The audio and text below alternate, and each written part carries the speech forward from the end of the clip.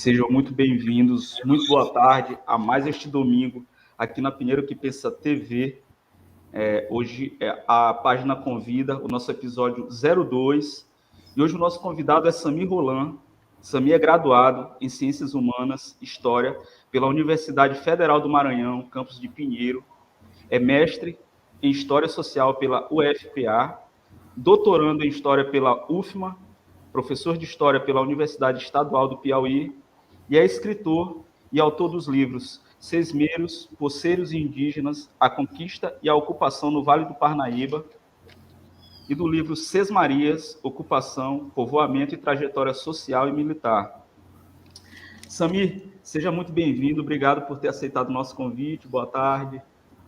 Boa tarde a todos, né? Boa tarde, Jairo. Eu agradeço pelo convite. Para mim foi uma felicidade muito grande receber esse convite, participar, né, de um programa que tem um interesse no debate, na discussão e em falar, né, sobre assuntos muito importantes para a região da Baixada, né? Então, de prontidão eu já aceitei o convite e já me dispus aqui a falar, né, a apresentar algumas ideias aqui em termos históricos.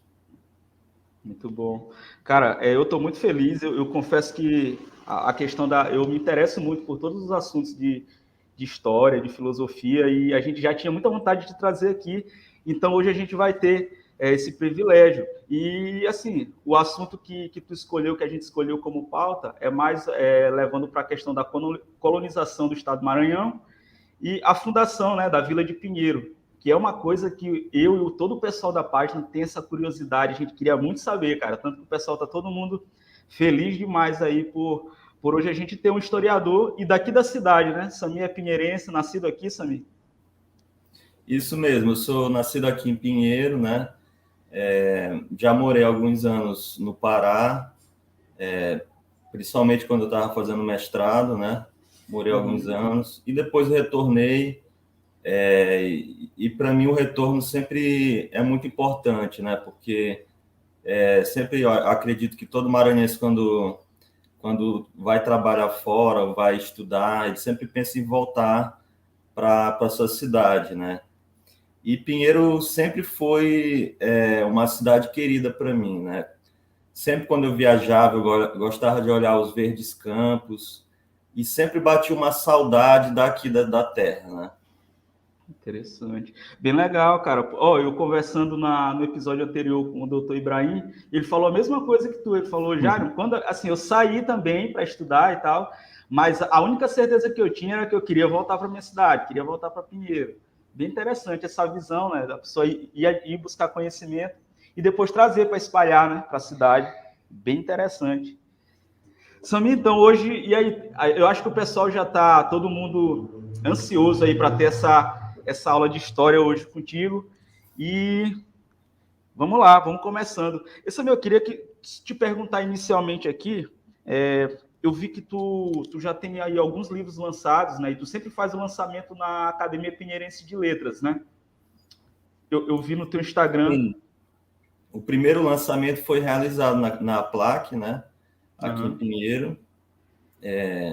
Foi um evento assim que me surpreendeu bastante assim pela quantidade de pessoas participantes, né? Eu não esperava assim tantas pessoas. E aí foi ocupado todo o espaço, o estoque de livros foi praticamente vendido, todo o estoque, de forma assim que eu publiquei. Então, assim, esse evento ele agregou bastante assim, conhecimento, agregou bastante a questão intelectual pelo menos naquele momento, né? Em termos de história, em termos de conhecimento histórico da região, né? Que legal, cara. Eu acompanho a maioria de vocês, desse pessoal que lança livro, que escreve, que participa dessa vida mais acadêmica, intelectual daqui da cidade.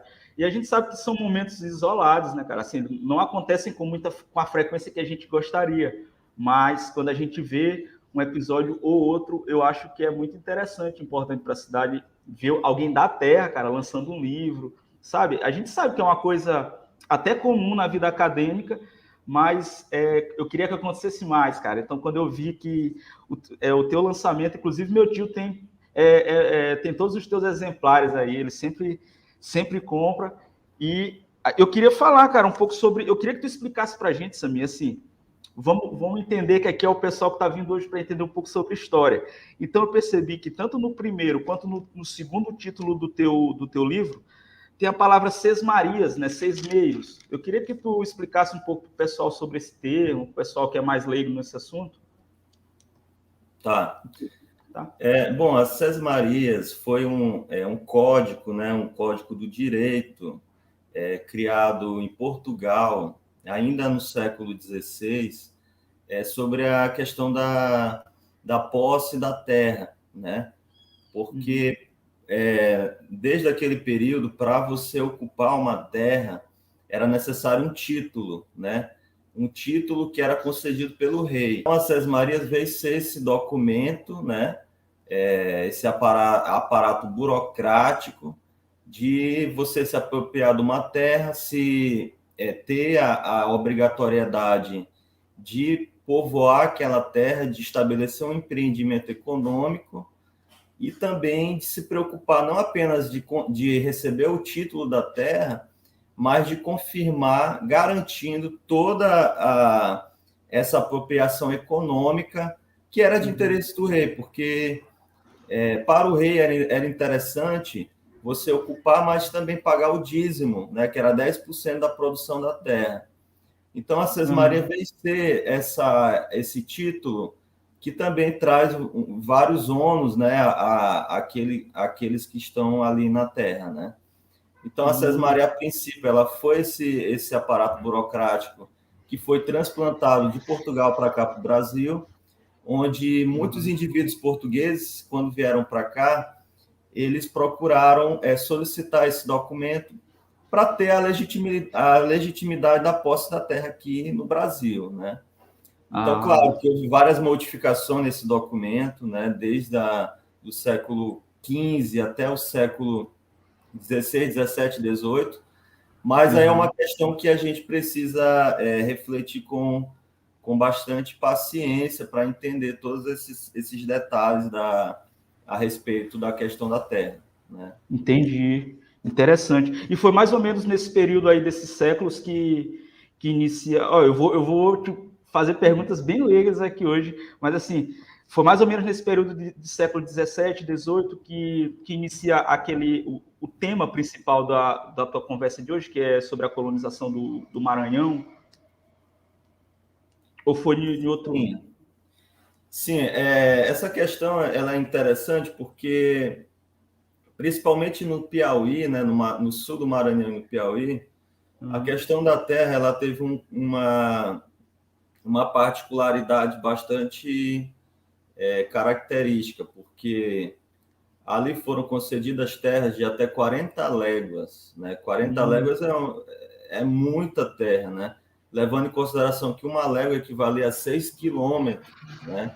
Caramba. Então, o que eu quero dizer com isso? Porque uma terra de 40 léguas era um verdadeiro latifúndio, né? Então, o Piauí ele vai ser formado, e o sul do Maranhão também, tendo como base o latifúndio, ali com vários currais de gado, as fazendas de gado que vão ser instaladas e expandidas nessa região.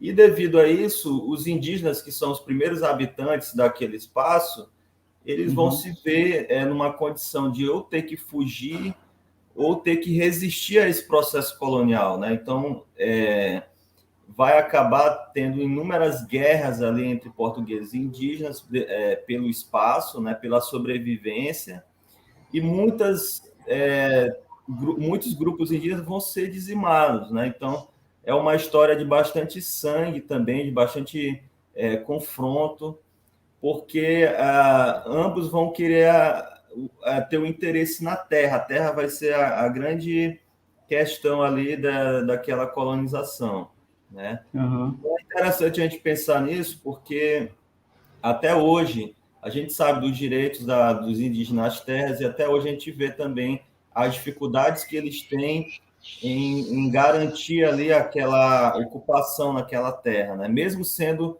os primeiros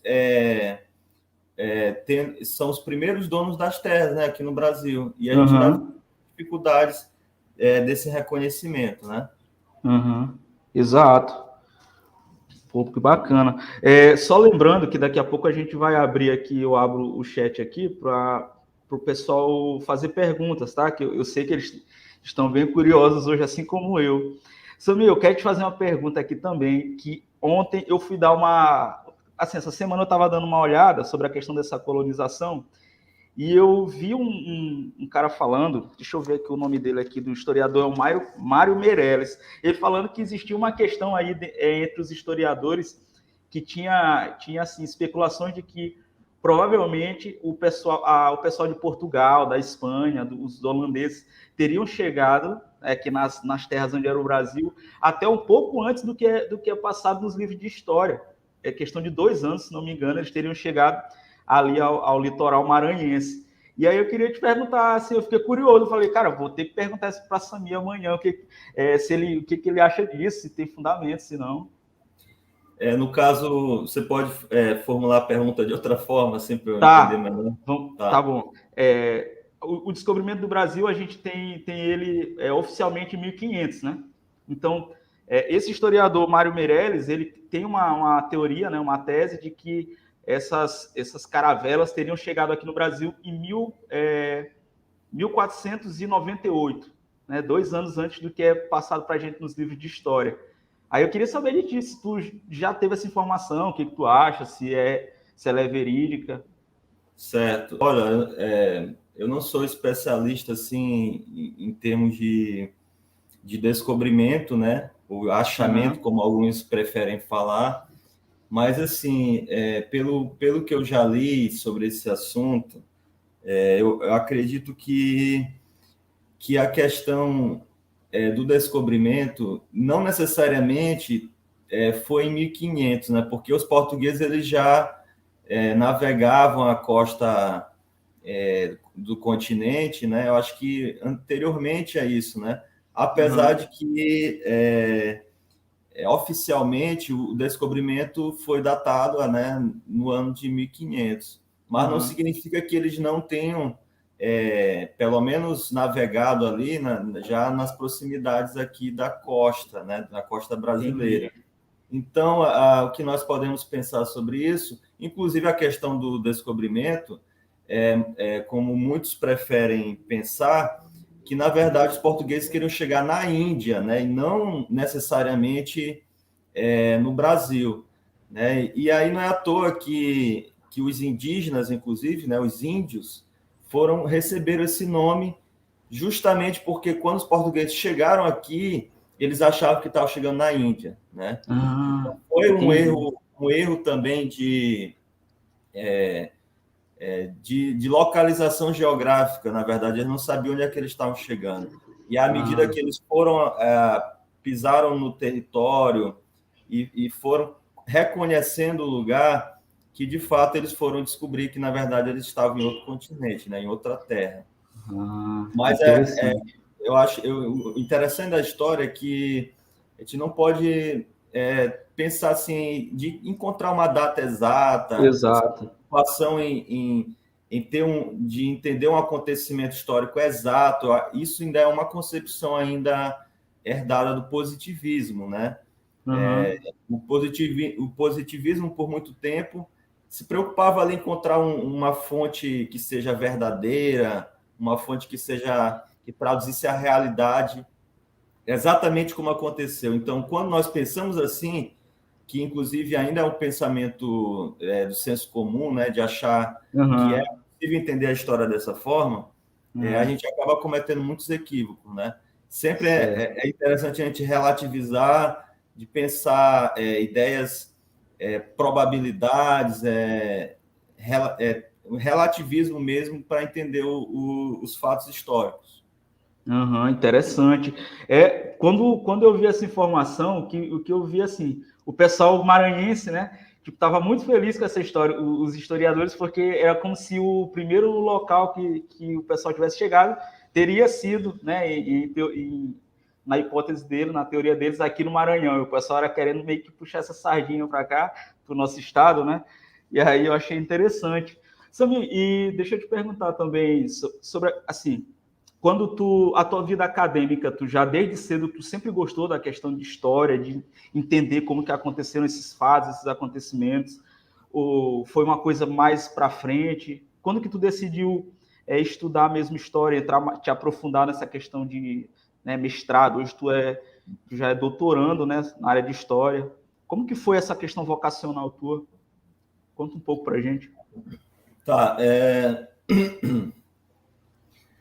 na verdade, no início eu não sabia muito bem o que eu queria fazer, né? Uhum. Inclusive, eu lembro até hoje que quando eu fui fazer minha matrícula na UFM, eu tinha a opção de escolher entre ciências humanas e ciências naturais, né? Uhum. Inclusive, eu estava pensando naquele momento em fazer ciências naturais, né? Porque eu tinha a ideia de fazer de novo o Enem e eu achava que eu fazendo naturais eu ia me preparar em disciplinas que eu não era muito bom, né? Tipo matemática, química, física. Só que minha mãe foi comigo e aí ela disse: oh, não, tu vai fazer ciências humanas. E na hora ela me ajudou lá a escolher e aí eu acabei Uhum. optando mesmo por ciências humanas devido à orientação da minha mãe, né? Ela é professora, né, Samir? É professora. Uhum, eu E aí conheço ela. eu fiz a matrícula, né? E comecei o curso de ciências humanas. Só que no decorrer do curso eu fui me identificando, né? Fui gostando da história, gostando também da filosofia, né? E aí Uhum. foi se tornando algo muito, para mim, muito interessante, pensar toda essa questão humana, né? Essa origem da humanidade, como é que as coisas vão acontecendo, né? A história da nossa região, a história do nosso país. Tudo isso foi me marcando bastante. E aí eu tive a sorte também de ser orientado pela professora Poliana Muniz, Uhum. foi minha professora e foi minha orientadora também na graduação, que ela me ajudou, né, a ler um documento do século XVIII, uma carta de Sesmaria, Uhum. e aí eu fui me familiarizando com essa documentação antiga, né? E aí eu fui dando continuidade a essas pesquisas. Eu lembro também dos projetos de um grupo de estudo do professor Hickley também, que foi um outro professor que me ajudou bastante. E aí, no decorrer de todas essas experiências proporcionadas pela UFMA, eu fui moldando a minha trajetória como estudante de graduação, que antes mesmo de ter concluído a graduação, eu já tinha sido aprovado no mestrado, né? Então, eu fui Bacana. aprovado no mestrado no Pará, com uma concorrência bastante acirrada, e aí eu retornei a Pinheiro, defendi a minha monografia, né? E já fui logo viajando para Belém para cursar o mestrado. E aí também eu gostaria de dizer assim que o mestrado foi uma experiência para mim fantástica, porque ali, de fato, eu consolidei a minha experiência como pesquisador, né? Onde eu Uhum. tive uma pesquisa bastante aprofundada sobre a questão da ocupação da terra, a colonização do Maranhão, e tendo como um dos grandes professores aí que me orientou, que foi o professor Rafael Chamboleiron, né? O professor Rafael Uhum. Chamboleiron, ele é formado, tem um vasto currículo, né, nessa área, e aí eu tive a felicidade de ser orientado por um dos grandes pesquisadores da temática que eu estudava, né, que foi o professor Uhum. Rafael. Então, a partir daí, eu já tinha me descoberto como já sabia o que eu queria, né? Uhum. Sabia o que eu Já no queria. mestrado. Isso, no mestrado. Uhum. Quer dizer, desde a graduação eu já tinha já fui me identificando, né? E no mestrado Uhum. eu já passei a Concretizou, ter né? uma certeza que era isso mesmo que eu queria, né? Por isso que às vezes Uhum. quando alguém me pergunta, que alguém está em dúvida o que quer seguir, eu sempre digo assim, é bom a pessoa ir conhecendo, né? E às vezes a pessoa já inicia o curso de graduação, é que ele vai saber realmente se ele vai se identificar ou não com a área, né? Porque de antemão é muito difícil. No início eu tinha algumas áreas em mente, que era psicologia, fisioterapia, só que eu fui ver mesmo que a minha habilidade era outra, né? Era pesquisar, era estudar, era escrever, né? Então a gente vai vendo aquilo que a gente tem mais afinidade, né? Sim, interessante. Eu te pergunto isso assim porque o nosso público aqui, a nossa audiência é um pessoal bem mais jovem assim, e nós estamos nessa fase assim mais de tentar entender o que é essa questão vocacional, o que a gente quer, como tu muito bem está colocando. E assim, quando a gente vê já uma pessoa que já chegou lá nessa parte da vida acadêmica, né, já quase que na conclusão aí, pode-se dizer assim, é interessante que a gente ouça de vocês o que os levou aí a fazer essa escolha, né? Que é difícil, cara, é difícil. Para quem é jovem, a pessoa se vê mesmo perdida, o que ela escolhe. Às vezes escolhe um curso e depois ela tem que trancar. Então é interessante. Pessoas que estudaram na UFMA daqui, né, da cidade, eu vejo que daqui estão saindo aí profissionais muito qualificados, cara, e como eu faço também a área de ciências humanas, eu vejo que essas pessoas, pessoas como tu, né, cara, como pessoas assim que estão trilhando esse caminho, talvez sejam aí aquela melhoria na nossa educação que a gente tanto sonha e almeja.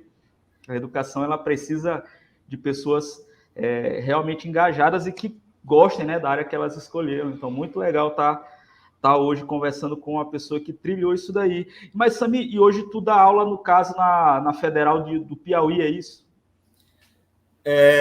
Eu fiz um seletivo ano passado, no final do ano passado, e fui aprovado para ser professor da UESP, né? E aí, no mês passado, já tomei posse da vaga, que eu fui chamado, já tomei posse da vaga. E atualmente eu já sou professor da UESP, né? Nós já deveríamos ter iniciado, só que quando eu entrei, já foi finalizando o semestre, o período. Então, agora eu estou aguardando iniciar novamente um novo período para poder começar a dar aula, mas oficialmente eu já sou professor da UESP, né? A UFMA perdeu aí um professor que era para estar aqui com a gente, rapaz. Sami, vamos lá. O pessoal, eu recebi ontem algumas mensagens aí no direct lá da página da gente, da Pinheiro que Pensa. Primeiro, assim, o pessoal já parabenizando, pô, que bom que a gente vai saber a história dessa fundação da Vila de Pinheiro e de um cara que realmente entende disso daí. Então, eu queria que tu começasse a introduzir esse assunto aqui para a gente, né? Como que, mais ou menos, a questão do período. Eu sei que essa questão de datas não é um negócio exato, né, na história, mas que tu começasse fazendo essa introdução para a gente, como que começa essa fundação da Vila de Pinheiro, essa história toda aí para a gente. Tá, vamos lá. Bom, na graduação, iniciei essa pesquisa sobre a história de Pinheiro. Eu percebia que tinha poucas informações sobre essa questão, né? Eu pesquisei na internet, eu não via quase nada. E aí foi quando eu comecei também a visitar algumas bibliotecas daqui da região. Então, eu fui na APLAC. Lá eu encontrei alguns livros falando sobre a fundação de Pinheiro, que é o livro do Aimoré de Castro Alvim, o livro de Jerônimo de Viveiros, né? Graça Leite, vários outros autores que são autores mais tradicionais, né?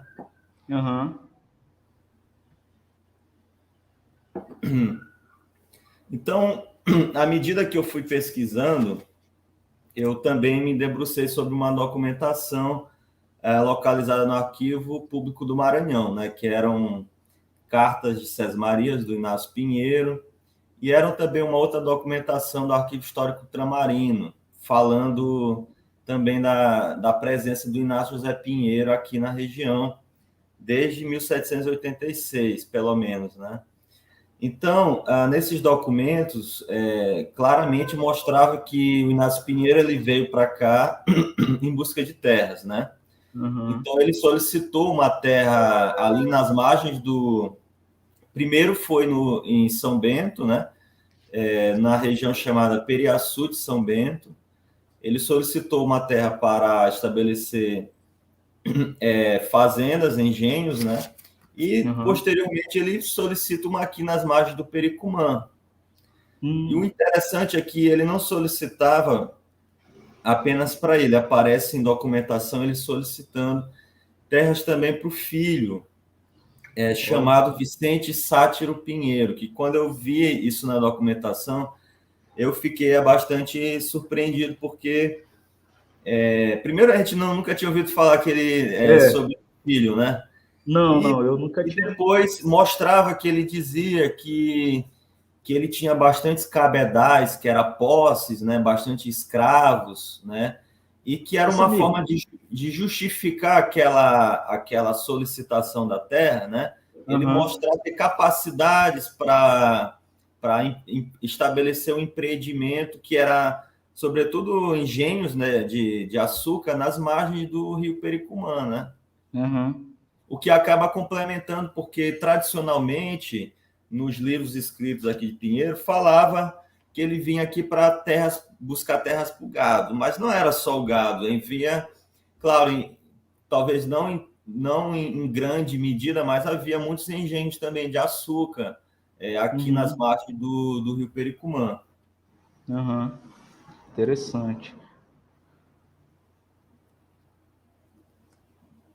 Eu posso fazer uma pergunta rapidão aqui, cara, que eu fiquei curiosão. Quando tu fala assim, esse documento que tu teve acesso, falando que ele solicitava terras também para o filho, onde que... vai parecer assim, é bem leigo mesmo, cara, mas é uma curiosidade que me surgiu aqui. Esses documentos, eles ficam aonde? Esses documentos, eles são localizados no Arquivo Público do Maranhão, né? Em São Luís. Ali fica mais exatamente no centro histórico, né? Ali no centro histórico de São Luís, né? O arquivo ele se encontra e é aberto, né? De segunda a sexta para pesquisas. Qualquer pessoa geralmente, muitos historiadores eles pesquisam, mas é aberto para o público, né? Então, quem porventura se interessa em conhecer mais da sua história, aí tem toda uma equipe de funcionários que ajuda na pesquisa, né? Mas, de fato, para quem está iniciando agora, tem que ir com calma, porque esses documentos eles são muito frágeis. Às vezes, dependendo de como nós seguramos eles já se fragmentam, já se desfazem. Então, às vezes, a mão do historiador que já está meio que acostumado com a delicadeza do documento, né? Talvez seja o mais indicado, mas se tiver um acompanhamento de um profissional, né? Acredito que qualquer pessoa pode ter acesso ao documento, né? Se tiver um acompanhamento de algum profissional.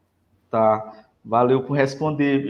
Deu até abri um parêntese aí para fazer essa pergunta, mas, por favor, continua com a questão. O filho dele, não, era solicitada terras também para o filho dele, né? E aí foi nessa parte que eu te interrompi aí. Tá, é bom deixar claro também que a Fundação de Pinheiro não há um consenso em relação à data. Então, quando eu passei a pesquisar, uma coisa que eu abri mão foi de tentar encontrar uma data exata da origem de Pinheiro, né? Eu fui percebendo que quanto mais eu aprofundava a pesquisa, a gente não conseguia encontrar uma data exata, porque os historiadores tradicionais eles se preocupavam em encontrar uma data exata para a fundação de Pinheiro, né? Então, eu já abri logo mão disso, né? Inclusive, tem o primeiro texto que eu publiquei na graduação, foi intitulado O Ensaio Histórico sobre a Fundação de Pinheiro. Ali eu discuto as datas, né? Porque o Aimoré tinha dito que a fundação de Pinheiro ocorreu em 1820, por conta de uma sesmaria que foi concedida a grupos indígenas, como responsável pela solicitação, Inácio Pinheiro solicita para a terra indígena, né? Só que com a descoberta de outros documentos, houve um recuo no tempo. Eu acabei encontrando um documento de 1786, que mostrava já uma solicitação mais anterior, e mostrava que isso teria um processo que teria iniciado muito antes daquilo que historiadores tradicionais acreditavam, né? Então, mostrava que Inácio Pinheiro era morador em Alcântara, né, onde tinha muitos escravos, e que era casado, né, pela segunda vez com uma mulher de bastante posses, que era Isabel de Barros Travassos, que era filha do Antônio, Antônio Correia Furtado de Mendonça, que era uma família bastante influente aqui na região, né? E o Inácio Pinheiro ele vai adentrar a hierarquia militar na época como capitão e vai chegar na mais alta patente da época, que era a patente de capitão-mor, né? E ele vai progredir nessa carreira militar graças às ações e os feitos que ele realizava aqui na Baixada, né? Aí eu vou te dizer quais são os feitos que ele realizava aqui na Baixada. Boa. Ele era caçador, né, de negros que fugiam dos quilombos, né? Ele guerreava também com indígenas que resistiam ao processo de colonização. Ele era responsável por organizar as vilas, inclusive a Vila de Pinheiro. Ele vai ter um papel fundamental, como eu falei, de organizar ali uma vila, uma povoação de índios, de agregar outros portugueses que vão também solicitar sesmarias aqui nas margens do Pericumã. Então, a partir daí que vai iniciar o povoamento de Pinheiro, né? Sobretudo ali como o primeiro bairro, né? O bairro da Matriz, que é o bairro que vai ali estar nas proximidades do rio Pericumã, porque é importante levar em consideração que o rio Pericumã foi a grande base da formação de Pinheiro. Era através desse rio que tinha todo o sustento das povoações, das fazendas, dos engenhos, tudo acabava dependendo desse rio. Inclusive, até mesmo chegar produtos de outros lugares, de São Luís, né? A gente sabe que por muito tempo esse rio ele vai ter uma importância fluvial de muitos barcos que vinham de São Luís vão atracar aqui, né, nas margens do rio Pericumã, né? Interessante. Pô, e quando tu fala, eu vou agora dizer quem foi. Então, assim, as funções dele desempenhadas não foram aí as mais pacíficas, né? Isso a gente não realmente sabia, cara. Caramba. Inclusive, a gente sabe da história dos bandeirantes, né? Por exemplo, Borba Gato e vários outros bandeirantes, João do Vale, vários outros bandeirantes paulistas, bandeirantes baianos, e Pinheiro também teve o seu bandeirante, que foi Inácio Pinheiro, né? Que a cidade vai receber esse nome dele, mas que é importante criticar também essas questões, porque ele não era um herói, né? Como às vezes a historiografia aponta que ele era um herói, que ele era o fidalgo português que veio na rede. A história não foi bem assim. Por exemplo, o Jerônimo de Viveiro, ele fala, naquele livro Quadro da Vida Pinheirense, que de uma forma bastante romântica, aí Inácio Pinheiro veio, avistou na Bela Planície os campos do rio Pericumã, e ali resolveu achar que era muito adequado para estabelecer uma povoação. A história não foi nada romântica, né? A história foi permeada de confrontos, de guerra, e, infelizmente, também de muitas mortes ocorreram nesse processo de colonização, né? E o Inácio Pinheiro, ele representava os interesses da coroa portuguesa representava os interesses das elites pinheirenses daquela época, e que era, inclusive, os seus próprios interesses, que era o quê? Enriquecer, engrandecer o nome da família dele, né? Nem que, por isso, negros, indígenas, infelizmente, sofreram as consequências desse processo colonial. Caramba, cara, que interessante. Essas informações, elas não constam, né, nos nossos, pelo menos nos meus livros didáticos de história, eu nunca tive acesso a isso. Queria ler aqui rapidamente um comentário, enquanto Samir toma uma água aqui, da Lua Black. Parabéns, Samir. É muito bom ver alguém na nossa terra com essa guerra. Você é um grande exemplo para nós, estudantes. Interessante, exato. A gente aprende como se ele fosse um herói. Exatamente. E sobre esse primeiro comentário dela aqui, é o que impulsiona a gente aqui enquanto página, enquanto movimento, trazer pessoas, de preferência pessoas daqui, para que sejam referências para os estudantes, para a juventude, para a população no geral.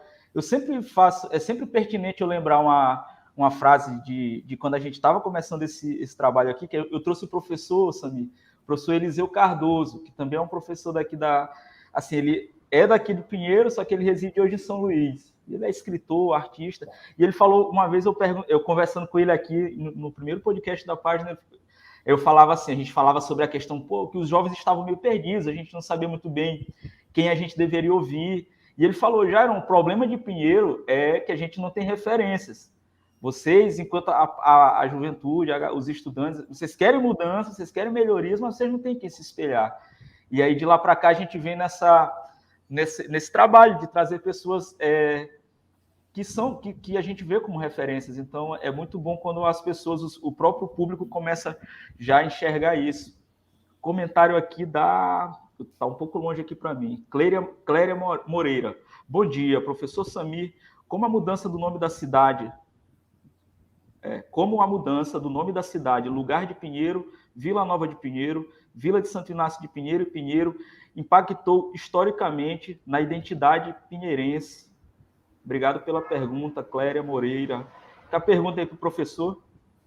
Certo. Olha, impactou decisivamente, porque a gente tem que pensar que no período colonial, como foi intitulada a Vila de Pinheiro, era apenas uma vila, um primeiro agregamento de pessoas que, em busca de se constituir ali como uma povoação, né? Então, já no decorrer do período imperial, essa vila ela vai se elevar à categoria de freguesia, né?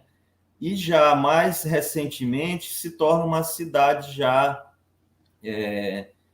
no período republicano, se constitui elevando a categoria de cidade. Então, a gente tem que pensar que há um processo de consolidação do povoamento nessa região. Porque, mesmo que a gente, infelizmente, não conhece essa história, mas Pinheiro recebeu a invasão de muitos franceses aqui desde o período colonial. Inclusive, o Inácio Pinheiro, em alguns documentos, ele alega para a coroa portuguesa que um dos interesses dele na formação de uma vila aqui era para defender a terra contra estrangeiros, né, que eram franceses. Então, ele relata que ele mesmo já tinha guerreado contra franceses e que o interesse dele era expulsar a presença de franceses aqui na região, né? Então, é através dessa preocupação com a defesa da terra, né? E aí a defesa da terra contra indígenas resistentes, contra estrangeiros, no caso franceses, que essa povoação ela vai ser importante como uma forma de garantir a colonização portuguesa aqui nessa região. E pelo que nós vimos historicamente, deu certo, porque no período imperial vai ser elevada a freguesia, o que mostra que vai haver um crescimento também demográfico a população vai aumentar significativamente no decorrer desse processo, vai ser fundada uma capela, que hoje é a Igreja da Matriz, mas que naquele momento, naquele período, era apenas uma capela, que tinha funções variadas ali na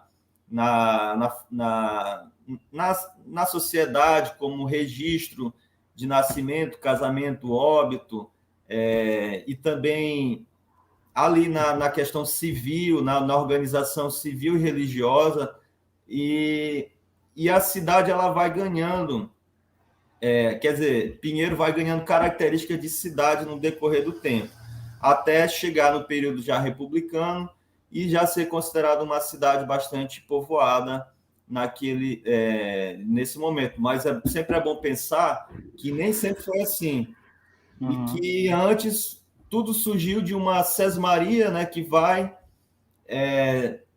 organizar ali a primeira ocupação da terra até se tornar um grande núcleo de povoação. Legal. Lembrando aqui ao pessoal que podem deixar já as questões aqui para o professor no chat, que a gente vai publicando. Essa semana também eu recebi uma pergunta lá pelo Instagram de uma amiga, dizendo assim: Jairon, tu tem informação sobre como que surgiram os bairros de Pinheiro? Porque tinha uma menina, estudante inclusive da UFMA, que ela queria saber, né? Ela estava fazendo, acho que era alguma coisa do TCC já dela, e que era relacionado ao surgimento dos bairros. Aí eu falei: olha, eu mesmo nunca vi, nem vi essa informação, mas eu posso perguntar na semana para o professor Sami aí se ele, assim, se é mais recente, né? Acho que evidentemente é bem mais recente do que essa fundação dessa vila, mas o que tu deixa de informação para a gente, Sami, de como como que se estabeleceram esses bairros aqui? Tem essa informação?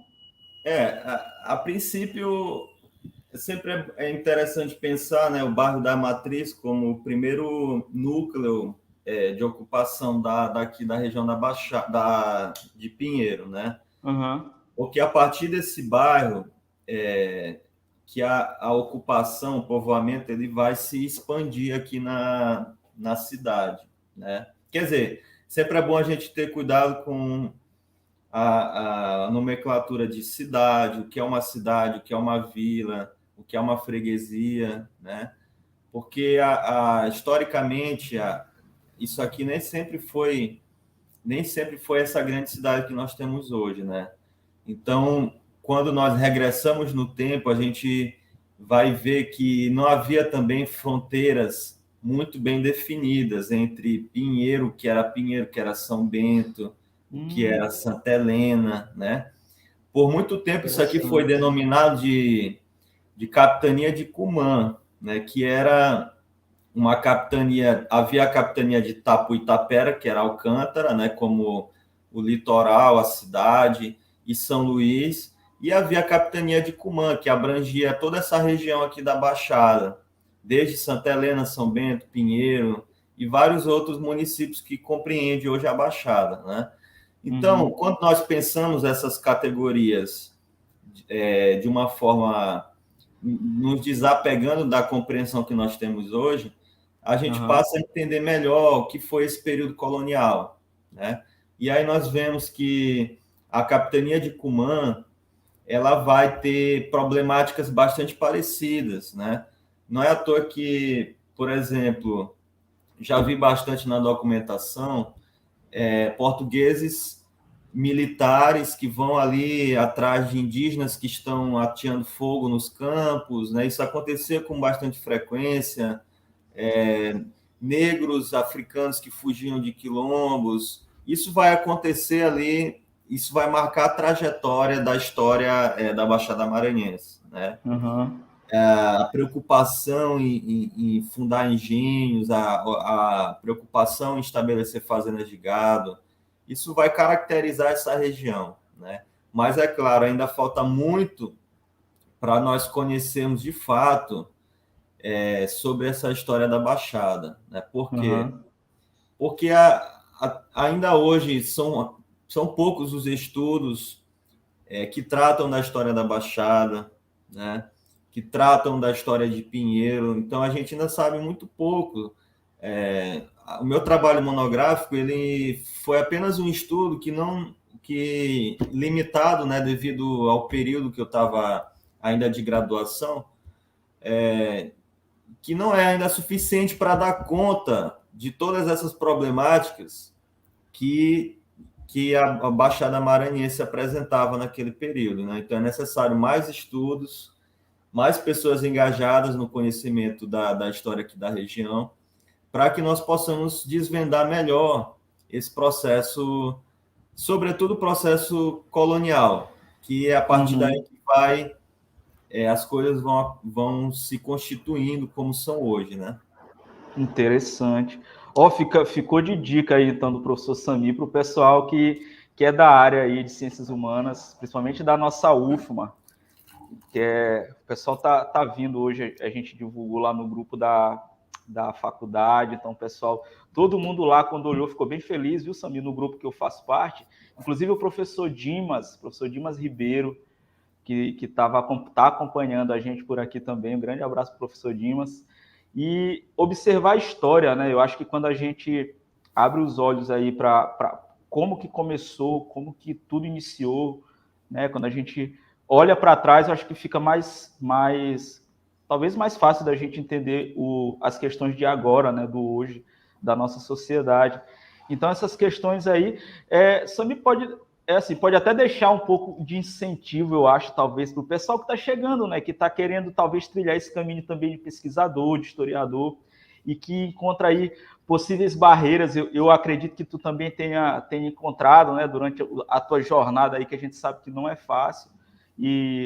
Ou foi tudo fácil para ti, Sami, nessa questão?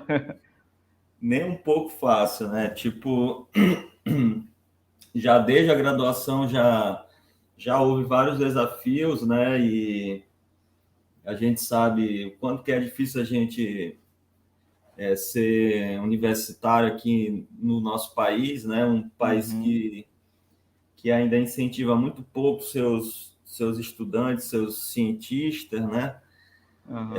Então, muitas vezes, nós temos que trabalhar para poder, às vezes, até mesmo arcar com os custos, arcar com as despesas que os estudos exigem, né? Tipo, estudar não é nada fácil, né? Porque e há inúmeros fatores que acompanham os estudos. Nós continuamos tendo que nos sustentar, pagar as contas, arcar Exato. com as despesas, né? Comprar, por exemplo, livros, comprar computador. Então, há uma série de despesas e que, às vezes, ainda hoje, os investimentos nessa área da ciência, da educação, ainda são precários, né? Porque, às vezes, o estudante recebe uma bolsa, mas ainda é um valor ainda bem pequeno, né? Bem ínfimo, que não dá para arcar com todas essas despesas, né? Mas, de qualquer forma, eu acho que o que ainda move muitos estudantes, cientistas, professores hoje às vezes, a satisfação de você conseguir escrever um trabalho, publicar, escrever um livro, e também a satisfação de poder, por exemplo, ter esse espaço aqui que a gente está tendo, de poder contar um pouco, compartilhar um pouco do conhecimento que a gente tem. Então, acho que isso motiva a gente a seguir em frente, mas fácil nunca foi, né? Sempre é uma trajetória difícil e que, às vezes, a gente fica se perguntando como é que a gente consegue força e energia para fazer tudo isso, né? Porque realmente é muita coisa. Desde a graduação, para escrever uma monografia, a gente sabe das dificuldades, depois vai para o mestrado, escrever uma dissertação. Então, a pesquisa, ela exige tempo, né?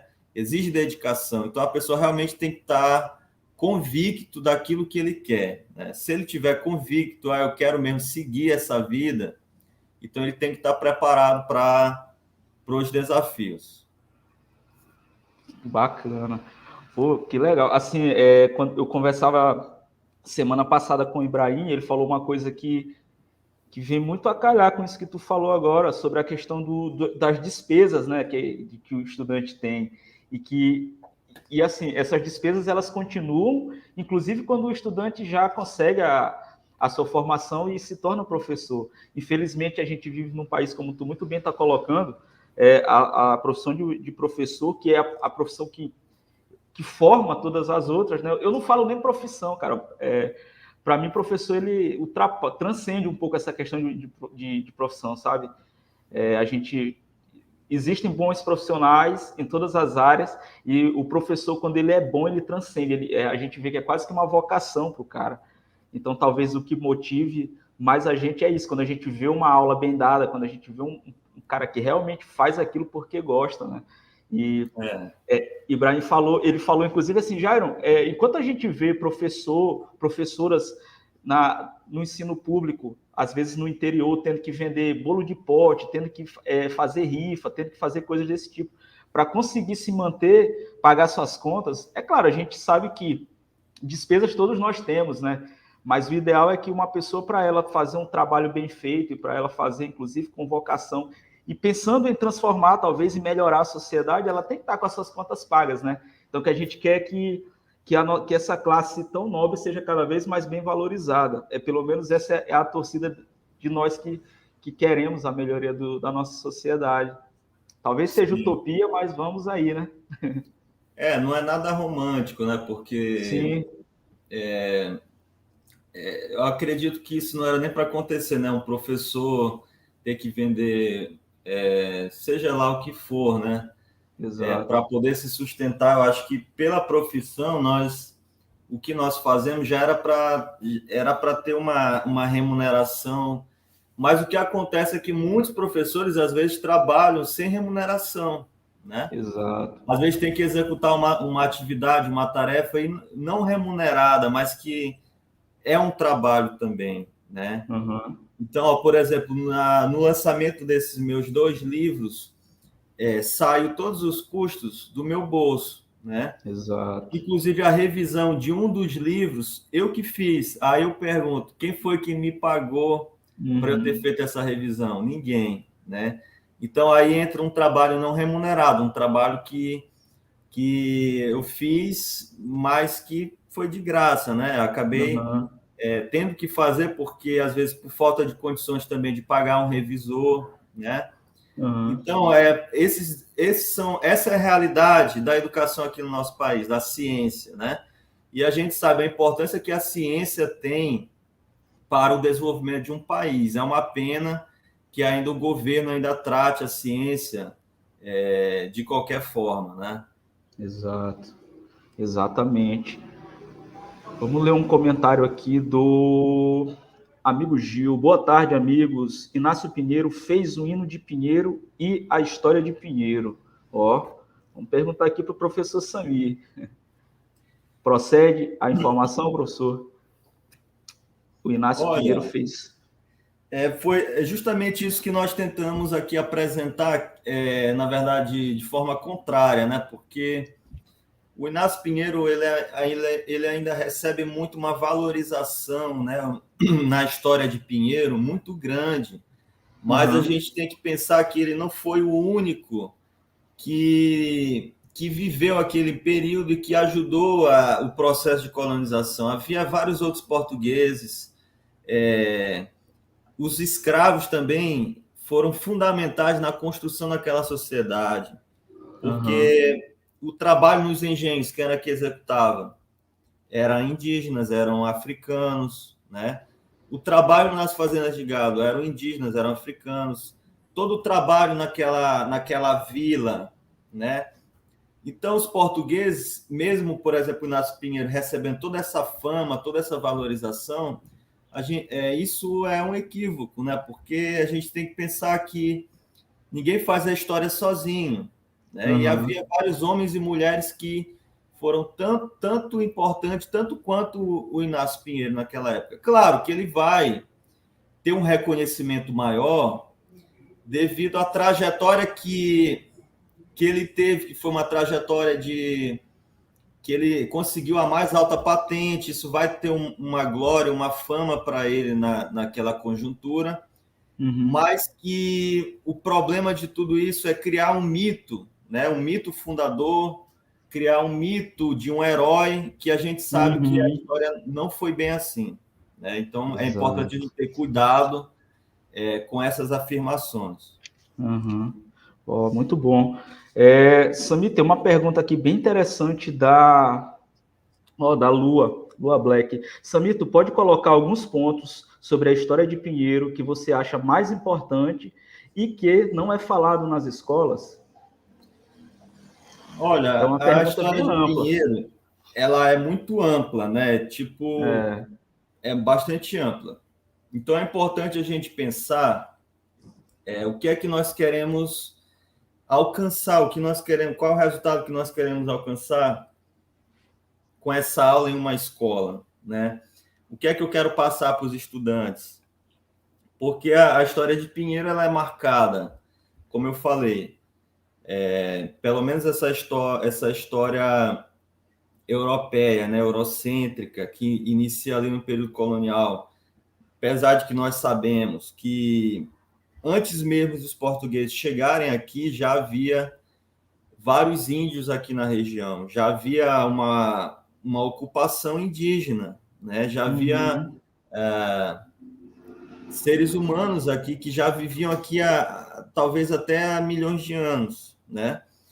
Então, eu acredito que o interessante da gente apresentar sobre a história de Pinheiro não é uma história eurocêntrica, mas uma história crítica, que apresente essas problemáticas, que principalmente critique pontos tradicionais que já foram apresentados em Pinheiro, né? Uma história que critique o marco fundacional, uma história que critique a história dos heróis, uma história que critique a visão eurocêntrica. Nós temos hoje, por exemplo, o professor Alexandre Navarro, que ele é antropólogo, né?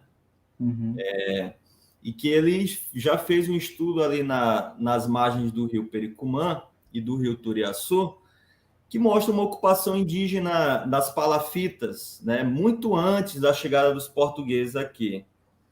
Então, são esses estudos mais recentes que nos possibilitam apresentar uma história que contrapõe essa visão mais tradicional. Eu acredito que isso que vai agregar bastante conhecimento nas escolas hoje, não só em Pinheiro, mas no nosso estado do Maranhão, né? Uma história que consiga criticar e derrubar esses ídolos que por muito tempo foram criados sobre a nossa história. Muito bom. Questionar, né, professor? Eu acho que a gente só receber as informações, a gente, né? Eu acho que vem até a linkar um pouco com a pergunta anterior. Tem aqui um comentário do nosso amigo Frank Land, grande Frank Land, grande abraço. Ele colocou aqui, boa tarde, pessoas. Boa tarde, Iron. Boa tarde, Samir. O que pode nos dizer sobre os povos indígenas? Que é justamente tu começou a colocar, né? Que viviam aqui e que quase nada ou nada é dito nos livros que tratam da história de Pinheiro. O pessoal está bem curioso sobre isso, Samir. Obrigado, Frank. Abraço. Pois como eu falei, assim, meu estudo, ele por si só, assim, ele sozinho, ele não dá conta de responder todas essas questões, né? Por isso aqui é interessante nós pensarmos também em outros trabalhos. Por exemplo, tem um trabalho da Alessandra Monteiro, que foi minha colega durante a graduação. Tem o trabalho também do Alípio, né, que foi estudante de graduação também da UFMA. Tem um trabalho sobre africano e seus descendentes. Tem vários outros trabalhos que conseguem apresentar outras versões sobre esse processo, né? Eu falei aqui do trabalho do Alexandre Navarro também, que fala sobre essa questão indígena.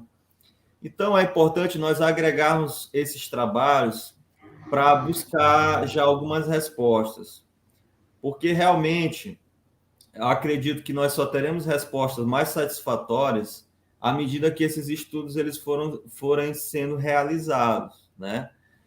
O que nós podemos afirmar com os estudos que nós já temos até o momento é isso que eu estou tentando apresentar aqui para vocês, né? Uhum. Essa questão da ocupação indígena anterior a portugueses, né? A crítica do marco fundacional, de mostrar que portugueses já estavam aqui muito antes do que os escritores de Pinheiro já apontavam, os interesses portugueses nessa região, que mostra que essa região ela não era uma região abandonada, ela havia uma preocupação política, econômica com esta região, e também o interesse da coroa portuguesa em transformar os indígenas que habitavam aqui em súditos, né? Em os indígenas aqui em parte do povoamento colonial. Então, veja que é um processo de conversão mesmo, porque os Uhum. padres, inclusive os jesuítas, eles chegaram aqui também na região com o intuito de catequizar, de converter essas almas, e aí o papel da igreja vai ser fundamental, a capela, em converter esses índios em súditos, né? Em Uhum. parte em que eles pudessem defender os interesses da coroa portuguesa, né? Apesar de que a gente sabe que esse processo ele não se deu de forma pacífica, como eu falei aqui, ele foi um processo que teve muitas resistências. Então é interessante a gente pensar essa conjuntura colonial e todas as suas problemáticas que envolveram, muito para além do que já foi dito até o momento. Né? Eu acho que há ainda muitas possibilidades de estudo e que a gente vai demandar de muitos pesquisadores ainda que possam responder questões que até então ainda não foram respondidas. Legal. É isso que isso me começa a fazer um pontapé inicial aí muito bem dado, né? Para a gente entender melhor a história da nossa cidade, cara. Eu tô aqui, a cabeça um turbilhão, entendendo muita coisa, sou muito curioso com essa questão. Ó, Samir, tem uma outra pergunta aqui, lembrando que a gente vai tentar ler todos os comentários. O pessoal tá bem curioso. Amigo Samir, você poderia falar da história do padroeiro de. Ó, o que o pessoal está curioso. Eles querem saber que tu poderia falar um pouco sobre o padroeiro de Pinheiro, Santo Inácio de Loyola. Tem essa informação historicamente para contar para a gente? Olha, realmente, como assim, tem um estudo da minha colega Nádia Borges, né? Ela defendeu um artigo como trabalho de conclusão de curso, falando Uhum. sobre a questão do Inácio de Loyola, né? Que ele pertencia a um grupo chamado dos jesuítas, né? Que era um grupo de religiosos que se preocuparam na conversão, na catequização, na transformação das almas, né, em servos, né, em súditos da coroa portuguesa. E ele vai ser o grande padroeiro de Pinheiro justamente por conta que ele representava para Pinheiro, para a Baixada, uma figura religiosa bastante importante. Uhum. Vai ser um líder religioso das missões de catequese e de evangelização daqui da Baixada, né? Só Uhum. que essa questão ela é ainda pouco conhecida, inclusive por mim, porque não é a minha especialização, minha temática que eu sou especialista, né? Porque já fala sobre Uhum. religião, a minha temática que eu sou mais especialista seria a história econômica, a história do povoamento, né? Então, Uhum. eu não posso também trazer mais informações como talvez eu gostaria, mas a princípio é isso, né? Certo. Eu sugiro que pesquise na internet, né, sobre o trabalho da Nádia Borges, que inclusive hoje está fazendo mestrado em Portugal, né? E o trabalho dela consegue apresentar mais informações sobre essa questão. Que bacana. Mas ela é daqui do Daqui Maranhão? de Pinheiro, De Pinheiro, olha que interessante, cara. Olha só, vê que vocês percebem que os benefícios disso aqui que está acontecendo, pessoal, é assim, justamente, primeiro, a gente recebe muitas informações vindo diretamente do Samir, mas a gente passa a conhecer também pessoas que tu indica, que que eu particularmente não conhecia, nunca tinha ouvido falar, e que, sem dúvida, a gente seria muito benéfico para todos nós de trazê-la aqui para contar sobre essas questões aí. Já fica de indicação. Nádia Borges, não é isso, Samir? Vamos Isso. depois aí tentar contactar ela aí por tua indicação, quem sabe fazer um episódio com ela aqui sobre essa questão, né? É a questão mais religiosa que ela se especializou, né? Isso, a questão mais religiosa, né? Ela faz um estudo do Inácio de Loyola, a importância que ele teve em relação às missões evangelizadoras aqui da Baixada, né? Bem legal. Como um grande Bacana. representante dessas missões. Uhum. E Samir, tu falou agora que a tua questão é mais voltada, a tua questão de pesquisa é mais voltada para o lado econômico, né? Isso. Então, é assim, como que começa girar essa questão econômica aqui no início da fundação da vila? Foi através de pescaria, né, que a gente é cercado pelo rio? Os indígenas eles praticavam a pesca, né? Eles moravam em palafitas, né? Que eram casas fundadas ali nas margens dos rios, né? Assim como Uhum. hoje a gente vê muito no Pará, às vezes aquelas casas nas margens dos rios, né? Uhum. De madeira, né? Assim era os agrupamentos indígenas, né? As aldeias indígenas, que às vezes quando nós pensamos nas aldeias indígenas, aquela visão tradicional é uma aldeia, né, de uma tribo ali na terra, Uhum. com Com aquela ocas. casinha, uma oca, mas não tem Uhum. nada a ver com as fundações das casas indígenas naquele período, que eram casas submersas na água, nas margens do rio, Ah. né? Então Uhum. eles viviam ali nas margens do rio, se alimentavam sobretudo da pesca e da Uhum. agricultura de subsistência, né?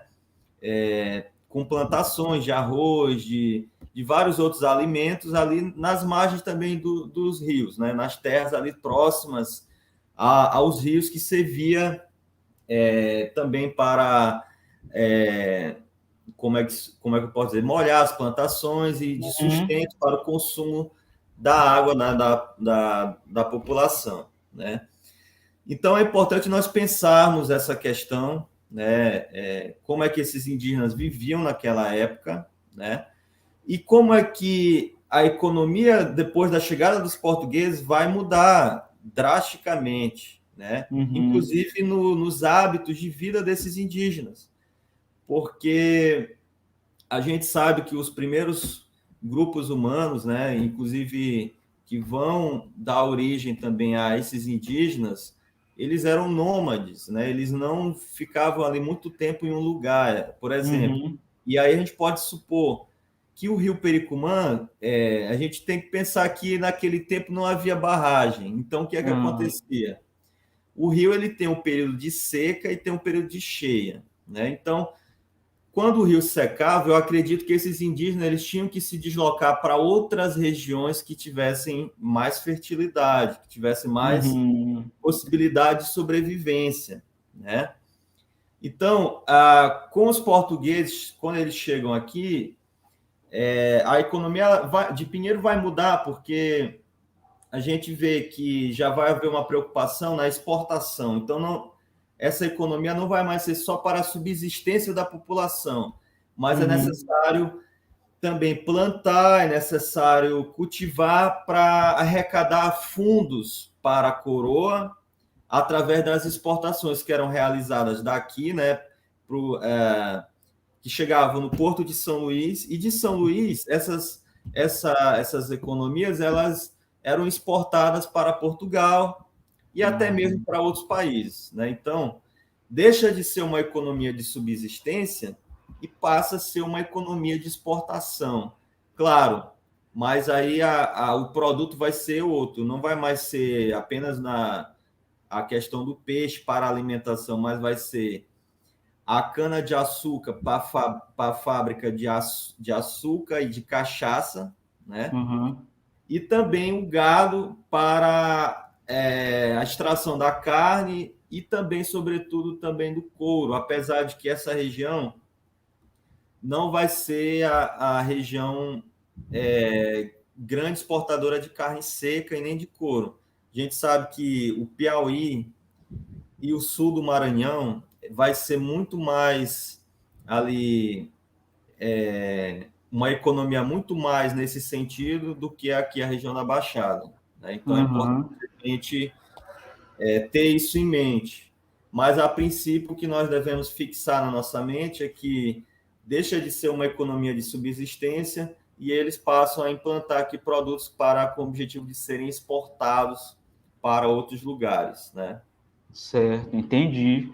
Pô, que interessante. E tudo isso através de mão de obra escrava. Exatamente. A princípio vai ser a mão de obra indígena, né, que vai Uhum, ser a mão de obra mais fácil de obter, né? E uhum, posteriormente, já a partir de 1750, que quando vários navios vindos de outros países da Europa passam atrás e vindos da África, né? uhum, Sobretudo, na verdade, navios vindos da África passam a trazer mão de obra africana para cá, que vai ser uhum, comercializada, e aí muitos portugueses vão adquirir essa mão de obra escrava africana ali em São Luís, né? uhum. Para trabalharem nas suas lavouras aqui na região.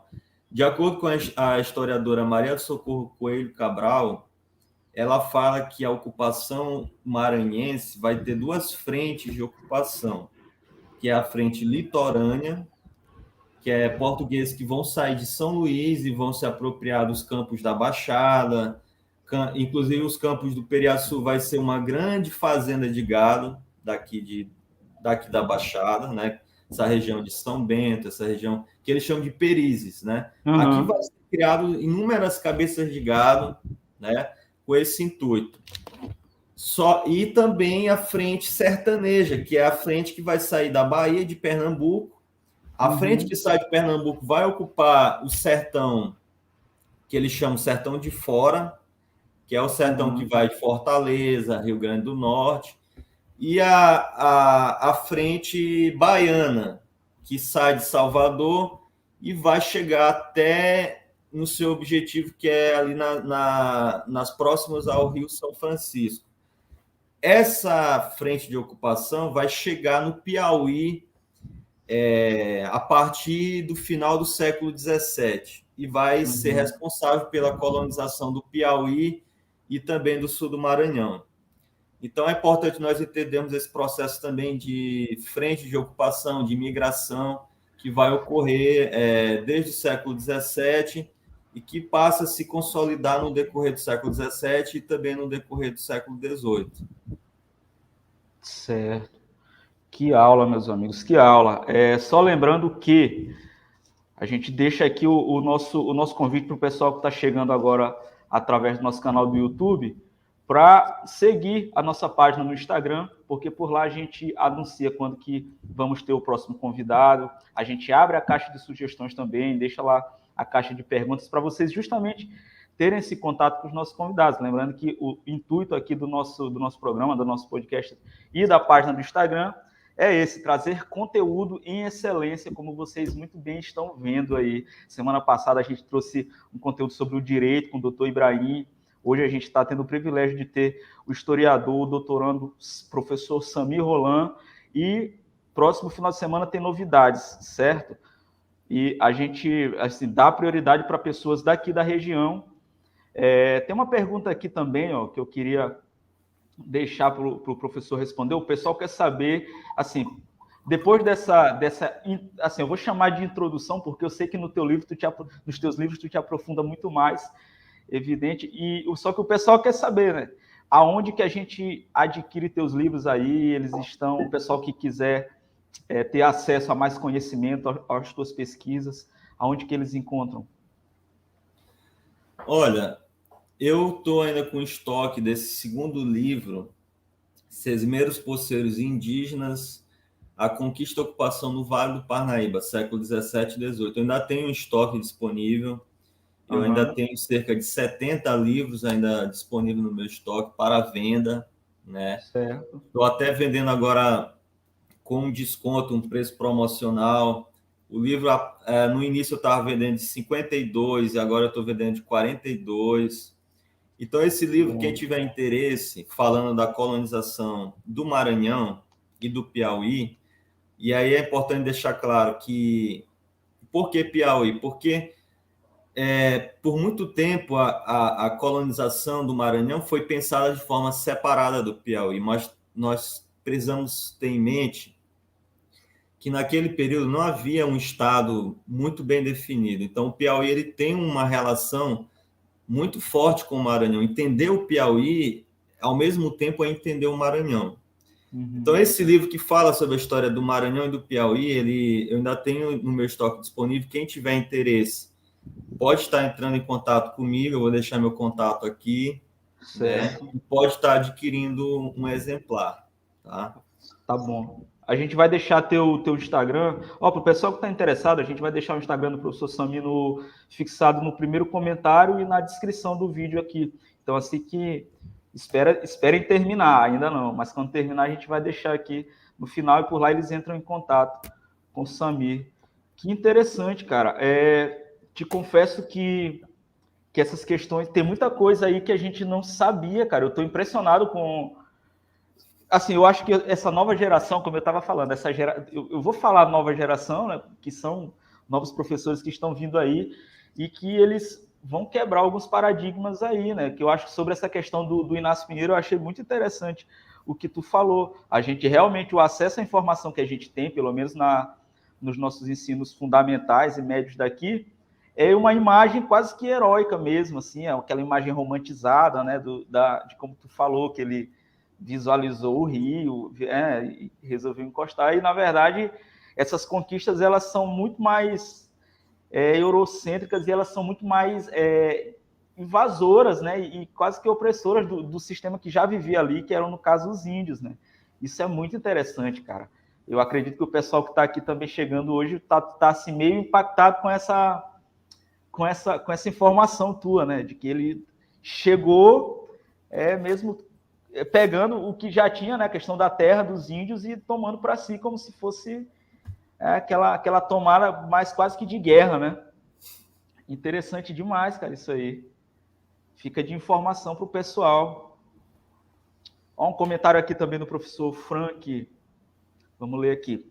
Samir, considerando as famílias que contribuíram com o desenvolvimento da economia de Pinheiro nos primeiros tempos, poderia-se dizer que há uma contribuição europeia na formação da nossa economia? Certo. Com certeza, né? Porque, principalmente se a gente pegar ali o século XX, a gente vê que a maioria dos proprietários que tinham em Pinheiro, posso falar assim, eram portugueses. Então, eles eram os grandes empreendedores, né? A gente vê desde as fábricas, né? As várias fábricas que foram tentativa de serem instaladas aqui na região, né? Inclusive franceses também, né? Europeus, porque vai haver fábricas também instaladas por franceses, né? Por exemplo, aquela fábrica do Babaçu. A fábrica do Babaçu vai ser uma companhia francesa que vai através de uma licitação, vai ser instalada aqui na região para o intuito de extrair o óleo, extrair o óleo do coco do babaçu e também fabricar, né? Por exemplo, a fábrica de sabão, fábrica de outros produtos derivados do coco babaçu, apesar de que essa fábrica ela vai ficar aqui só uns 2 ou 3 anos, porque vai haver um incêndio que vai destruir essa fábrica. Mas também, por exemplo, vai haver uma fábrica da extração de óleo de peixes, né, com o intuito de também usar esse óleo na cozinha, mas também um óleo com outras serventias, né, também vai ser uma fábrica de portugueses. E aí a gente pode citar inúmeros outros empreendimentos, né, que eu não consigo lembrar no momento, mas também de pensar que as embarcações que vinham para cá, para a Baixada, elas tinham o intuito de levar os produtos que eram produzidos aqui e que eram produtos das casas de portugueses, né? Claro, mas com a força de trabalho de africanos, de indígenas, posteriormente dos próprios pinheirenses, né, que vão trabalhar nessas fábricas. Mas o certo é que a maioria desses empreendimentos, eles eram liderados por portugueses, por europeus, né? Talvez não, ou pelo menos dos seus descendentes, né? Várias casas aqui que hoje a gente já vê mais as ruínas, né? Eram de habitações de portugueses ou de descendentes de portugueses. Bacana. Tá respondido aí a pergunta. Existe uma frase do Hegel que eu gosto muito, que é: o que a história nos ensina é que os governos e as pessoas nunca aprendem com a história. Eu queria perguntar, saindo do ponto de partida dessa frase do Hegel, o que tu, Sami, com a tua experiência como historiador, qual a leitura que tu faz da sociedade? Tu acha que a gente, observando tudo isso que aconteceu no passado, a história ela nos proporciona, faz com que a gente consiga fazer uma leitura melhor do nosso cenário atual, talvez de uma evolução da sociedade? O que a história ela traz de benefício para que a gente consiga enxergar melhor a sociedade? Sim, sem dúvida, né? A história ela permite nós termos uma visão mais ampla, uma visão mais crítica, uma visão mais aguda, né? Mais perceptiva ali da nossa realidade. Há quem diga que um homem não é nada sem sem a história, sem a memória. Nós, por si mesmo, o ser humano ele é um ser histórico, né? Biologicamente, nós temos uma tendência de sermos históricos, porque nós possuímos memória, né? Então, através da memória que nós conseguimos construir a história, né? E o filósofo Nietzsche ele já tinha percebido isso desde o século XIX, né? Porque tem um texto, né, que ele fala a segunda consideração intempestiva, que é sobre as utilidades e os inconvenientes da história para a vida. Ele fala que o ser humano, devido à memória, isso nos diferencia dos outros animais. Por exemplo, um gado, né, um cavalo que pasta num campo, ele não se preocupa com o dia de amanhã, ele não pensa no que ele fez ontem, né? Já o ser humano não, o ser humano ele se lembra do que ele fez ontem, do que ele fez ano passado, do que ele fez 5 anos atrás, ele faz projeções para o futuro. Então, essa capacidade de lembrar que faz o ser humano ser quem ele é, né? Então, o que é que nós podemos concluir daí? É que, biologicamente, nós somos seres históricos, né? E a história, Nietzsche já apontava que tem seus benefícios e seus malefícios, né? Ele fala que o excesso de passado também é responsável pela decadência de uma sociedade. E aí ele fala que nós devemos selecionar os acontecimentos que realmente vão contribuir para a nossa formação. Então, não tem também como você lembrar de tudo. É necessário esquecer e é necessário também lembrar quando tiver um propósito. Então, a história, ela serve para isso, para você lembrar dos acontecimentos que vão ter uma utilidade para o presente, na construção de uma sociedade melhor. Então, por exemplo, há historiadores que falam, como Peter Burke, né, que a história serve para que nós não possamos cometer os mesmos erros do passado. Então, por exemplo, de acordo com o filósofo Theodor Adorno, ele fala que a história serve para não repetir a barbárie.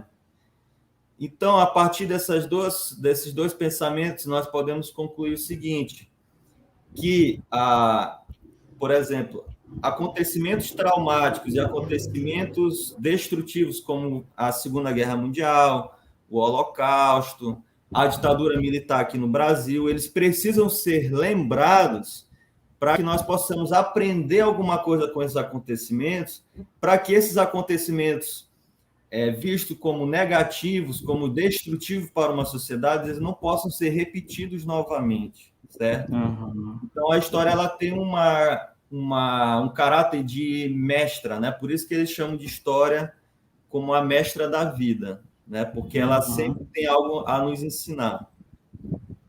Muito bom, cara. Pô, sobre essa questão rapidão, assim, quando a gente começa a observar, né, a gente percebe que todos os momentos de real mudança da humanidade, eles começam com pontos onde quase nunca os próprios envolvidos não perceberam que ali iniciava uma ruptura e um momento histórico que iria mais na frente, né, fazer parte da história de verdade. E tu consegue perceber, acredito eu, como já na área, né, da história, tu consegue perceber, ter uma leitura de que a nossa sociedade hoje ela está passando por algum momento talvez de uma melhor visão das coisas, ou está acontecendo possivelmente algum momento de ruptura, de melhoria? Acredito que sim, né? A nossa sociedade ela está passando porque, como você bem citou, o filósofo Hegel, né? Ele pensa a história de forma dialética, né? Então tem a tese, a antítese, né? E a síntese. Eu acredito que a nossa história ela tem forças opostas que estão em confronto, né? Por um lado, há forças decadentes, né, que são forças que, historicamente, representam elites atrasadas, que não pensam no desenvolvimento da nossa sociedade, na melhoria. E, por outro lado, existe forças civilizatórias, né, forças que pensam em uma sociedade melhor, uma sociedade mais crítica, mais participativa, na construção de um futuro melhor. Então, eu acho que essas forças elas estão em oposição. A gente vê isso muito claramente neste ano, que é um ano de eleição, e que a gente vê um governo atual que a gente vê muitos pontos negativos em relação a vários fatores, o próprio combate da pandemia, forças negacionistas, né, que não se preocupam com a vida, com a saúde humana. E, por outro lado, muitas pessoas que têm resistido a esse processo. Isso realmente está claramente em confronto, né? A gente sempre tem esperança de que as forças... Eu posso dizer assim, não é uma luta contra o bem contra o mal, né? Não é isso. Sim. Mas a gente sempre espera que as forças da esperança elas possam vencer, né? Isso nos mais diferentes níveis, no nosso município, no nosso estado e no nosso país. Mas é claro que há sempre avanços e há sempre retrocessos. Nem sempre a história ela caminha para o progresso e para o desenvolvimento. Isso é prova, por exemplo, que ninguém esperava que o que ia acontecer em termos de governo no nosso país, em âmbito nacional, o que está acontecendo agora. Ninguém esperava, né? A gente sempre espera que vai haver uma melhoria. Isso. E aí de repente, nós nos vemos numa situação difícil em vários sentidos econômicos, por exemplo, a inflação, a carestia, problemas de saúde, problemas de administração, questão da corrupção. Então, a história nem sempre caminha para o progresso, nem sempre caminha para o progresso. Às vezes caminha para o retrocesso. Mas, às vezes, também há confrontos de forças opostas que querem caminhar para o progresso. Então, é necessário que nós, como cidadãos, possamos nos engajar e apoiar essas forças otimistas e positivas, né? Para que a gente possa encontrar um novo rumo na nossa história, né? independentemente de qual esfera a gente está falando, eu acho que a gente tem que buscar sempre o melhor caminho, né? Perfeito, cara. Em termos políticos, em termos econômicos, em termos educacionais, né?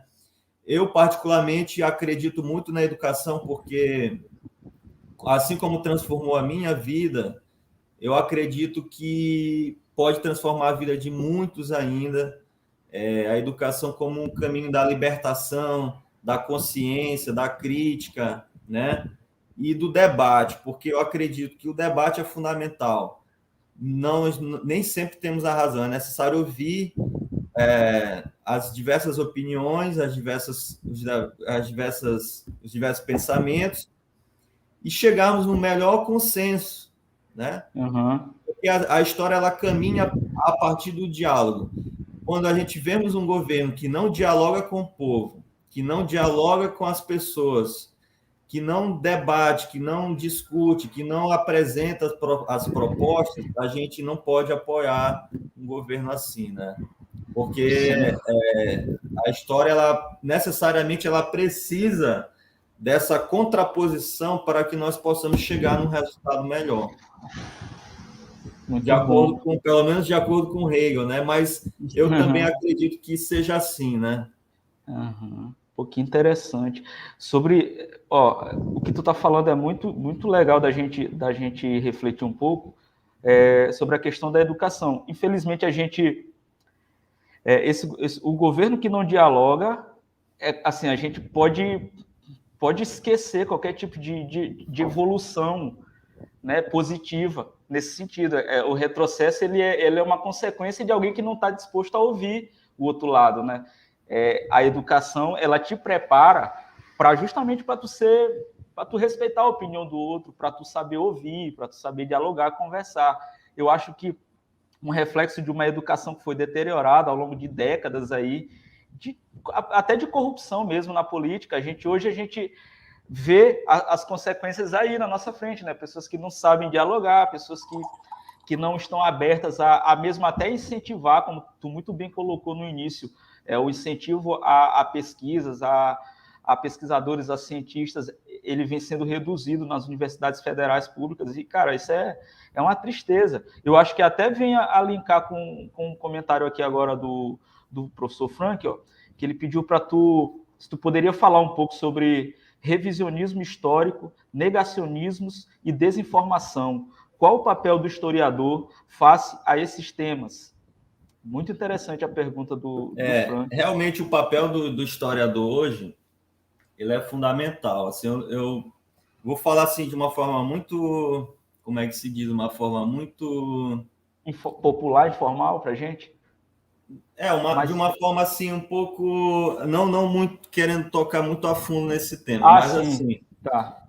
o historiador tem um grande desafio hoje. Por quê? Porque a gente está no momento das tecnologias, da era da informação. A gente vê muitas pessoas que às vezes estão se formando não nos bancos da universidade, mas nos bancos, mas pelo Facebook, ou pelo Instagram, ou pelo WhatsApp, ou pelo um vídeo no YouTube. Nada contra, eu acredito que essas ferramentas são extremamente importantes. Não é à toa que estou aqui, né, Exato. participando desse programa. Eu acredito que essas ferramentas são muito positivas, contanto que a gente saiba usá-las, né? Mas o que a gente vê muito hoje também é a questão das fake news. As fake news têm devastado a nossa sociedade, porque elas divulgam várias informações que, na maioria das vezes, não tem nenhuma comprovação científica, e elas acabam servindo de desorientar, de forma desinformando e desorientando as Desinformando. pessoas. Né? Por quê?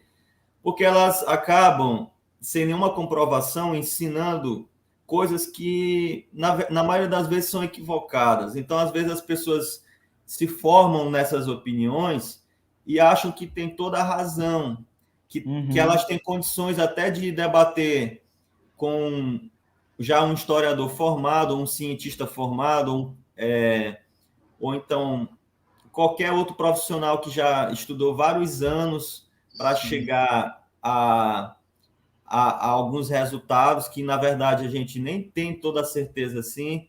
a gente ainda vive em constante estudo para que a gente possa afirmar qualquer coisa, e às vezes vem a pessoa sem nenhuma base questionar, às vezes até manipular as informações para dizer que tem a razão. Não é uma questão de debate apenas de quem tem a razão, né? Enquanto as pessoas acharem que podem vencer a pessoa num discurso, né? Eu acho que esse mundo estará perdido, porque às vezes tem pessoas que não têm limites, querem provar de A mais B que estão certas, mas que não passaram por realmente um estudo mais aprofundado sobre aquele tema, né? Então a gente vive nesse contexto. A pandemia, ela mostrou claramente o que está acontecendo. As pessoas encontrando remédios para doenças sem nenhuma comprovação, né? Se automedicando, pessoas que resolveram não se vacinar devido a um vídeo que elas assistiram de alguém que não acreditava na vacinação, que iria achar que iria morrer porque tomou a vacina. Então, a gente vive nesse contexto completamente de ignorância e obscuridade. Eu acho que nem na Idade Média, como muita gente costuma falar que era a Idade das Trevas, a gente via isso de forma tão acentuada como a gente está vendo hoje. Então, às vezes, a gente acha que a gente progrediu porque hoje nós temos várias ferramentas que nos auxiliam, mas, ao mesmo tempo, nós retrocedemos em muito, né? Nós deixamos de ler um livro, nós deixamos de buscar um conhecimento de uma forma muito mais apurada, uma base muito mais sólida, para nós nos formarmos apenas em vídeos, em informações falsas que são veiculadas na internet sem qualquer referência de base, né? Então, o historiador tem uma grande tarefa no sentido de publicar, de defender ideias que possam combater esse tipo de desinformação, né? Através de fontes que possam ser, inclusive, questionadas. Por exemplo, um livro ele pode ser criticado, ele pode ser debatido sobre esse tema, pode ser apresentada uma outra visão, mas contando que essa visão ela leva em consideração a base, né, o livro, a fonte, que nós chamamos de fonte primária. É necessário recorrer às fontes primárias, né? É necessário você, por exemplo, fazer o mesmo caminho que o historiador fez para escrever um livro. Você vê que são anos de construção de um livro, de pesquisa histórica, para que nós possamos chegar num resultado. E hoje, nessa era do fast food, tem muitas pessoas que acham que em 15 minutos, em 24 horas, elas já conseguem alcançar respostas para tudo. Eu penso que não é por aí. Perfeitamente. É a tão falada sociedade líquida que o Bauman falava, né? É o imediatismo dos tempos modernos. Eu lembrei agora disso que tu falou, sobre a questão de produzir um livro, produzir uma obra. Nós, né, o pessoal que está do lado daqui, que somos os leitores de vocês, a gente não tem ideia do quão trabalhoso é isso. E eu lembro que eu estava assistindo essa semana uma entrevista do professor Siddhartha Ribeiro, que é um cara que eu sigo na internet, um neurocientista brasileiro. E aí ele falou que quando ele estava no avião, aí uma repórter veio para conversar com ele sobre que ela ia entrevistá-lo sobre a obra dele, né? E ela falou: professor, quanto tempo o senhor levou para escrever seu livro? Aí ele falou: olha, foram aí 10 anos de pesquisa que eu consegui juntar e fazer. Ela falou: nossa, então o senhor levou 10 anos para escrever um livro? Ela achou muito tempo, né? E aí ele falou: pois é, foram 10 anos. Então, como tu muito bem está colocando, refutar uma tese, uma obra, sim, pode até ser válida, mas desde que tu tenha o mínimo de embasamento teórico, né, e até de respeito entre as duas partes, né? Tu colocou isso, eu achei muito interessante, essa questão do equilíbrio entre partes que vão possivelmente divergir em alguma opinião. Hoje o que a gente acompanha na internet, como tu levantou, é esse fanatismo muito extremo, né? Tipo, o cara surge com uma ideia, então se tu não concordar 100% com a ideia do cara, surge ali um conflito, e o resultado é esse caos instalado na internet. Muito dificilmente a gente consegue ter uma conversa de conteúdo, de conhecimento, né? Felizmente temos pessoas iguais a ti, Sami, que está disposto a vir aqui trazer um pouco do teu conhecimento, dos teus longos tempos de estudo, compartilhar com o pessoal, com o teu público, com o pessoal, inclusive daqui da cidade. Lembrando que esse aqui é uma das vantagens do nosso canal. Ó. A Lua está agradecendo ao Sami por compartilhar conhecimento. Eu reitero isso daqui. Tá bom, Sami? A gente fica muito feliz pela tua presença hoje, cara. Foi uma verdadeira aula. Eu estou saindo daqui nesse domingo me sentindo alimentado cognitivamente por tudo que tu falou, cara. E, assim, eu quero deixar aqui em público um convite para um retorno teu. Agradeço. Eu fico muito feliz, né, cara, porque a gente fica feliz de poder contribuir, ainda que seja de uma forma pequena, né, porque a gente sabe, a nossa sociedade precisa muito.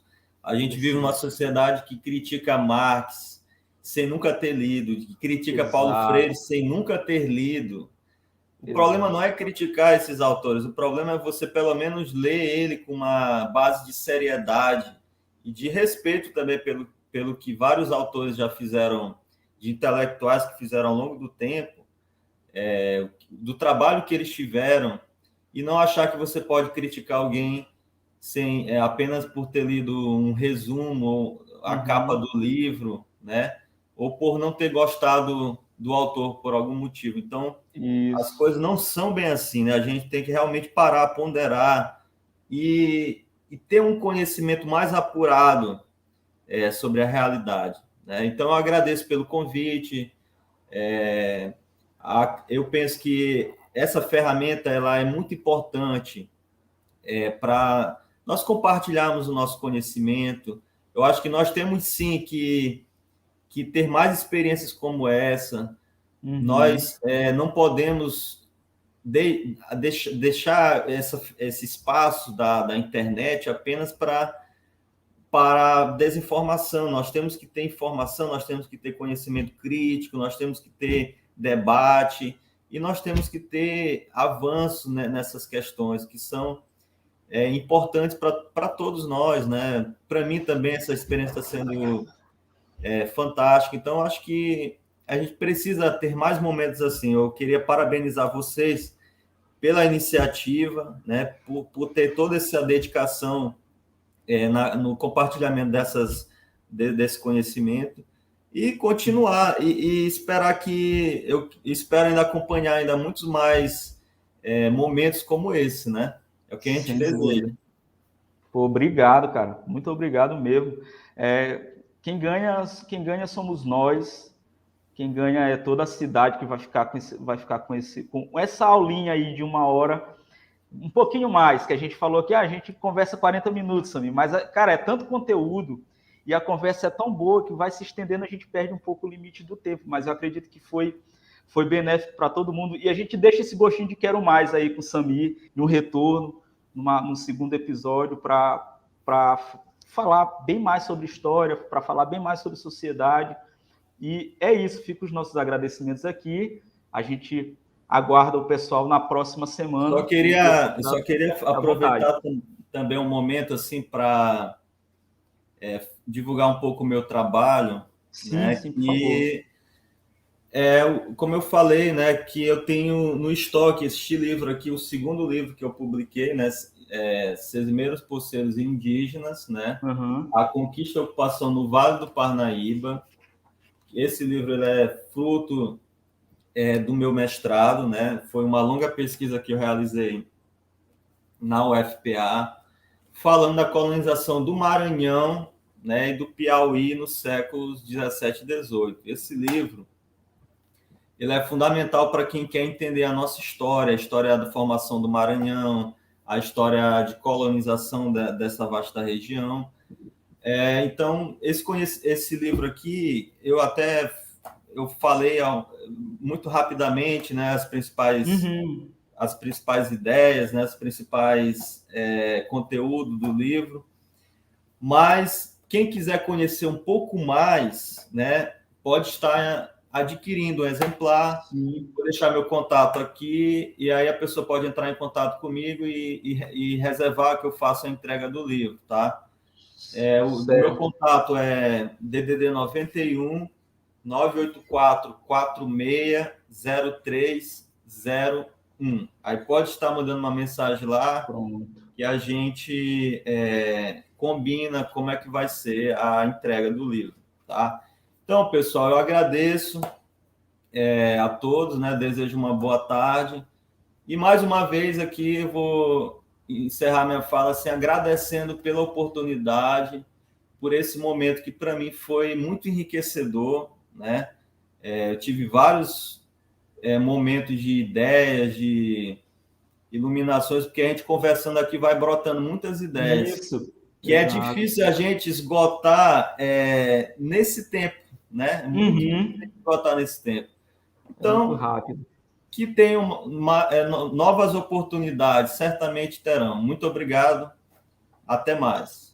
Certamente. Obrigado a todos aí que comentaram, todos que assistiram. Obrigado novamente ao professor Samir Roland por ter aceitado o convite, ter enriquecido aqui a nossa tarde de domingo com tanto conteúdo. E ele já deixou prometido e está gravado, viu? Ele vai retornar aí numa segunda oportunidade para a gente continuar esse papo que foi muito bom. Tenham todos uma excelente tarde e até a próxima. Forte abraço.